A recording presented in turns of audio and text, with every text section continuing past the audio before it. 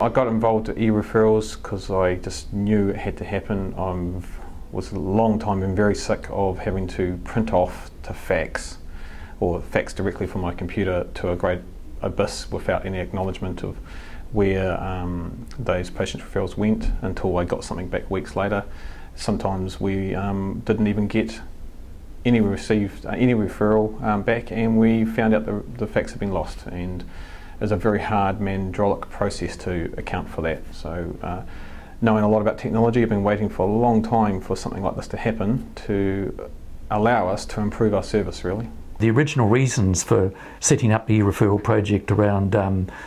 increasing the security of the referral process is a critical justification for the project, and it's great to put a referral through and you get the acknowledgement back within, you know, half a minute that the referral's been received and acknowledged. So if you do the referral with the patient in the waiting room,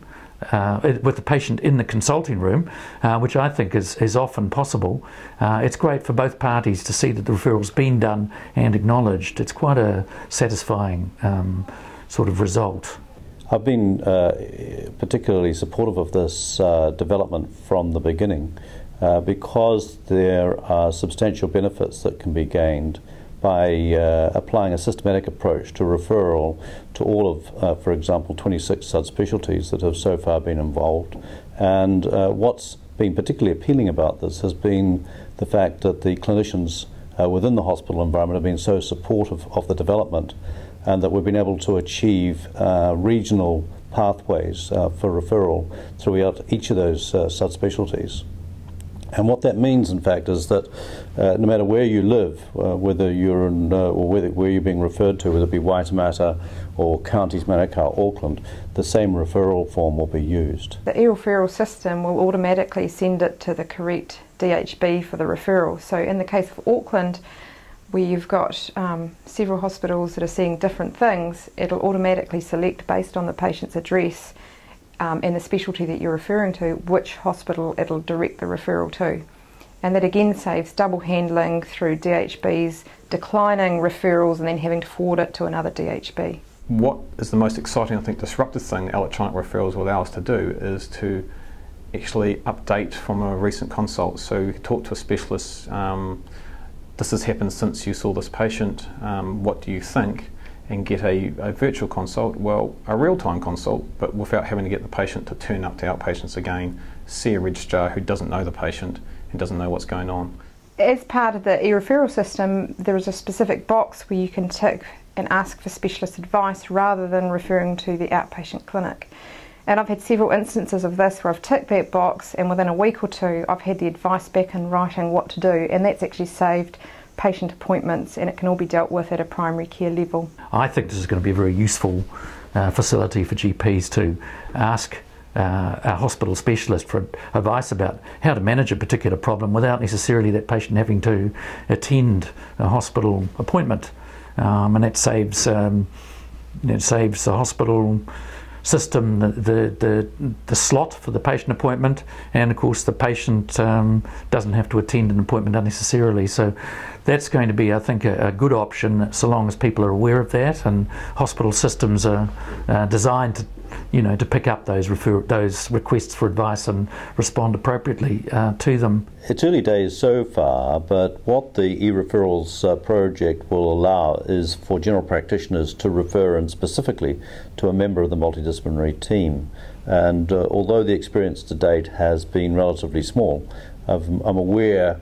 from the beginning that referrals through to our respiratory physiotherapy department, for example, or through to pulmonary rehabilitation have increased, and likely as a result of the fact that it's so simple on this format to bypass the physicians, for example, and to request the expert advice and help from other members of that team. It's a step forward in the model of integration of care, so that we have better communication between the primary and secondary sectors, and to me that's the real value of this project, that it's going to make that easier. Initially, when you start doing the forms, it may seem a little bit more cumbersome and time consuming, but actually it saves time in the long run because all the essential questions are answered on the form rather than that double handling that we used to have with our old referrals. So putting the extra bit of time in to tick a few more boxes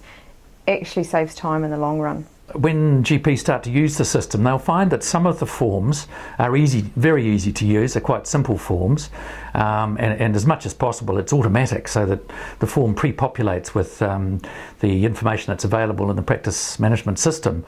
so long as it's correctly entered there. And the amount of data entry that the GP has to do is, kept to a minimum. That's been the guiding principle for the process. As a GP, you'll all be aware there's a lot of things to remember, a lot of guidelines to remember for different medical problems, and these forms actually cue you for the various guidelines as to what information is relevant and what's absolutely required for the patient to be seen in the public system. We've found the e-referral system very helpful. When you fill in the form, it prompts you for several things that you need to attach, for example, radiological findings, blood results, etc. So if you don't have those available, you can't actually send the referral, which is good because it then prompts you to do those first and then refer the patient, which stops double handling at the hospital. And what would normally happen in that situation is we would have sent a referral, they would have rejected it, we would have then investigated and then sent the referral. Whereas this way, on the e-referrals, because you have to have all that information, it just cues you to do that straight away, saving time and double handling. The ability to then quickly go through the referrals under each section you referred to and then realise, oh, that's actually a urology referral, not a renal physician referral, because urology look after macroscopic hematuria, is a nice prompt just to make sure you're not the cause of any slowness in referrals. So the better quality information that we're expecting from the e-referrals project will allow us to better streamline patients into the clinics. So for example, at the time of the person's first attendance, it might be that they attend, for example, for an echocardiogram on the same day, or an exercise tolerance test, or that they might have a CT scan which was booked for the same day or prior to the first clinic appointment. By doing this, we not only have better quality information in front of us when we're evaluating the patient, but it should also reduce the number of follow-ups that are required and therefore free up more space in the outpatient clinic for us to deal with the current waiting times. One of the other benefits of the e-referrals project is that it will be able to be aligned with clinical pathway development. And across the region there are an increasing number of clinical pathways which are in development and which can be potentially embedded within the e-referrals project. A good example of that is the dyspepsia and iron deficiency anemia pathways, which have been embedded within the e-referrals project, and which means that if you were to refer a patient for possible endoscopy into the gastroenterology department, you would follow the pathway, and you may find, for example, that your patient doesn't conform with the criteria, and as a consequence of which you're better to embark on a trial of therapy for that patient rather than to refer for endoscopy. What we've found with embedding the clinical pathway within clinical practice already is that 20% of referrals for endoscopies are now being returned to the GP with advice. That will no longer need to occur as a result of e-referrals, because the advice will be given, if you like, in advance of the referral having been made. GPs will be given the permission to treat the patient and then only refer if the patient doesn't respond to a treatment program. I think it works quite well, and it's fairly simple for GPs to follow, and takes them through the steps that are needed to ensure that the referral is appropriate. And at the other end, at the referring end, the advantage is that the referral contains the appropriate information that the specialist needs to allocate the right priority to the procedure, especially when there's a long waiting list for a thing like a endoscopy, a gastroscopy or a colonoscopy. I love the idea that it's centralised pathways, therefore if it's changed we don't have to update each PMS out in the system, and no one's out of date in terms of how they're following their referral pathways. Based on the information we've been able to collect prior to the introduction of this program, we've found that only about 35% of referrals to the outpatient clinics come from general practice, and the other 65% come from within the hospital.